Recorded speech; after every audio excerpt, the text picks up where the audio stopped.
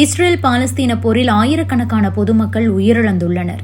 இந்த நிலையில் இதுபோன்று அடுத்து ஏதாவது ஒரு தவறு நடந்தால் இஸ்ரேலை நாங்கள் கைப்பற்றுவோம் என எகிப்து எச்சரிக்கை விடுத்திருக்கிறது. போர் விஷயத்தில் தற்போது வரை எகிப்து தலையிடவில்லை. ஒருவேளை அப்படி நடந்திருந்தால் அது உலகப் போராக மாறியிருக்கும். இந்த நிலையில் இஸ்ரேலுக்கு எகிப்து வெளிப்படையாகவே எச்சரிக்கை விடுத்திருப்பதுதான் கவனம் பெற்றிருக்கிறது. கடந்த 1920 1947 வரை பாலஸ்தீனத்தை பிரிட்டன் தான் ஆட்சி செய்து வந்தது. அங்கு அரபு, இஸ்லாமியர்கள், கிறிஸ்துவர்கள், யூதர்கள் என அனைவரும் பரவலாகவே வசித்து வந்தனர். ஒரு கட்டத்தில் யூதர்கள் தங்களுக்கு என தனி நிலம் வேண்டும் என்று ஒரு கோரிக்கையை விடுத்தனர். அமெரிக்காவுக்கும் பிரிட்டனுக்கும் இந்த கோரிக்கையின் பின்னால் ஒரு திட்டம் இருந்தது. எனவே யூதர்களுக்கு ஆதரவளித்தது. ஐநாவும் 1947 ஒரு ஆணையை கொண்டு வந்தது. ஐநாவின் 181வது விதிப்படி பாலஸ்தீனம் இரண்டாக உடைக்கப்பட்டு ஒரு பாதி யூதர்களுக்கான நாடாக இஸ்ரேல் உருவாக்கப்பட்டது. மறுபாதி பாலஸ்தீனமாக இருக்கும் என சொல்லப்பட்டது. அதனை இஸ்ரேலும் அமெரிக்காவும் பிரிட்டனும் ஆரவாரமாக வரவேற்றன. ஆனால் எகிப்து, ஜோர்டான், ஈரான் உள்ளிட்ட நாடுகள் கடுமையாக எதிர்த்தன. விளைவு போர் தொடங்கியது. இஸ்ரேல் அரபு போர் 1948 வெடித்தது. ஒரு பக்கம் மிகவும் பலம் வாய்ந்த இஸ்ரேல், அமெரிக்கா, பிரிட்டன் கூட்டணி, இன்னொரு பக்கம் வளர்ந்து வரும் நாடுகளான எகிப்து, ஜோர்டான் உள்ளிட்ட அரபு நாடுகளின் கூட்டணி.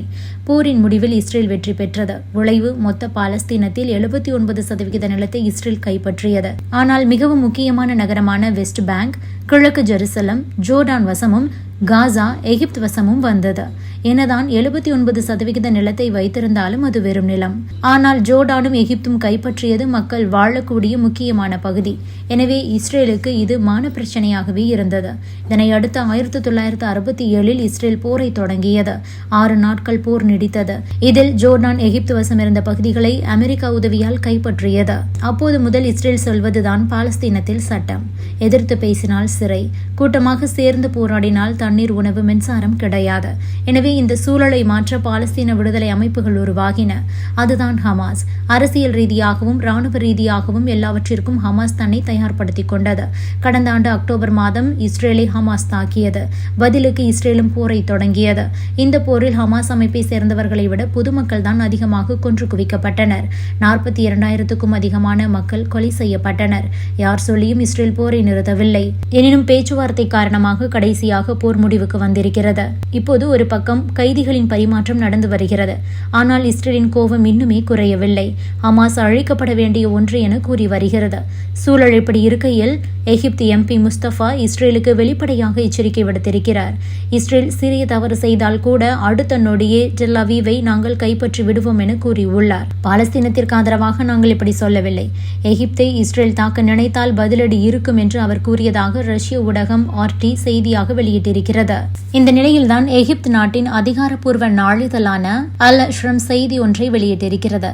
அதில் என்ன சொல்லப்பட்டிருக்கிறது என்றால், காசாவில் பாதுகாக்கப்பட்ட ஏரியாவை உருவாக்க வேண்டும். அங்கு பாலஸ்தீனியர்களை குடியேற வைத்துவிட்டு எகிப்து மற்றும் சர்வதேச கட்டுமான நிறுவனங்கள் சேர்ந்து கட்டட கழிவுகளை அகற்றி புதிய கட்டுமானங்களுடன் காசாவை மறு உருவாக்கம் செய்யும். இது தொடர்பாக எகிப்து அரசு ஐரோப்பா, சவுதி அரேபியா, கத்தார் மற்றும் ஐக்கிய அரபு எமிரேட்ஸ் உள்ளிட்ட நாடுகளின் பிரதிநிதிகளுடன் பேச்சுவார்த்தை நடத்தி உள்ளது என கூறப்பட்டிருக்கிறது. இது தொடர்பாக 2 எகிப்து அதிகாரிகள் பிற நாடுகளின் பிரதிநிதிகளுடன் பேச்சுவார்த்தை நடத்தியுள்ளனர். இந்த பேச்சுவார்த்தையில் காசாவை மறு உருவாக்கம் செய்வதற்கான நிதி உதவி பற்றி விவாதித்து வருகின்றனர். இந்த பேச்சுவார்த்தை என்பது தற்போது தொடக்க நிலையில்தான் உள்ளது. இது அமெரிக்கா மற்றும் அந்த நாட்டின் அதிபர் டொனால்டு டிரம்புக்கு எதிராகவே பார்க்கப்படுகிறது. அது மட்டுமின்றி எகிப்தின் இந்த செயல் என்பது டொனால்டு டிரம்புக்கு புதிய தலைவலியை உருவாக்கியிருக்கிறது.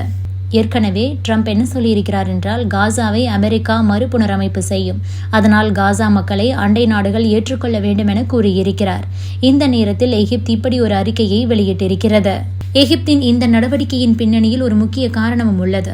அதாவது இஸ்ரேல் காசா இடையேயான பிரச்சினை வந்ததிலிருந்து ஏராளமான பாலஸ்தீனியர்கள் எகிப்தில் அகதிகளாக தஞ்சமடைந்து வருகிறார்கள். இப்போது பல லட்சம் பாலஸ்தீனியர்கள் எகிப்தில் வசித்து வருகிறார்கள். தற்போது அமெரிக்கா மீண்டும் காசாவில் உள்ளவர்களை எகிப்து ஏற்றுக்கொள்ள வேண்டும் என்று வேறு கூறியிருக்கிறது.